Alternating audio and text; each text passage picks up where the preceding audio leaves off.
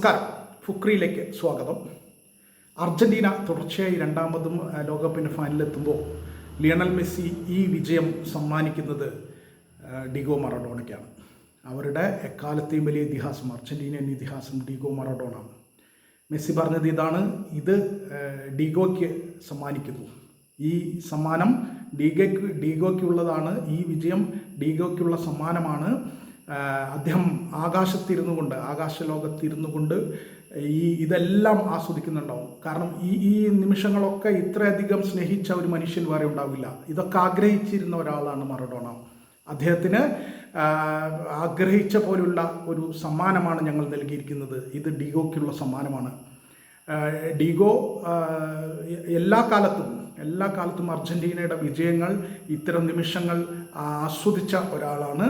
ഇതും എനിക്കുറപ്പാണ്. ഇതും അദ്ദേഹം ആകാശലോകത്തിരുന്ന് ആസ്വദിക്കുന്നുണ്ടാകുമെന്ന് എനിക്കുറപ്പാണ്.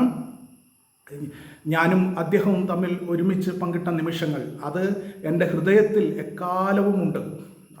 അദ്ദേഹം എത്രത്തോളം എന്നെ സ്നേഹിച്ചിരുന്നു എന്നെനിക്കറിയാം.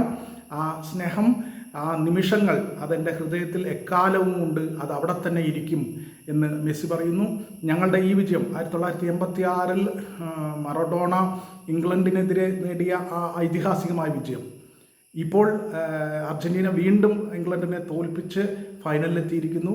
അതുകൊണ്ട് തന്നെ ഈ വിജയം മെസ്സി സമ്മാനിക്കുന്നത് മറഡോണയ്ക്കുള്ള ഒരു സമ്മാനമായിട്ടാണ് മെസ്സി അതിനെ കാണുന്നത്. മറഡോണയും ഇംഗ്ലണ്ടും തമ്മിലുള്ള ശത്രുത എക്കാലവും ആഘോഷിക്കപ്പെട്ടതാണ്. അതെല്ലാവർക്കും അറിയുന്നതുമാണ്. അതുകൊണ്ട് തന്നെ ആയിരിക്കണം മെസ്സി ഈ വിജയം മറഡോണയ്ക്കുള്ള സമ്മാനമാണ് എന്ന് പറഞ്ഞത്.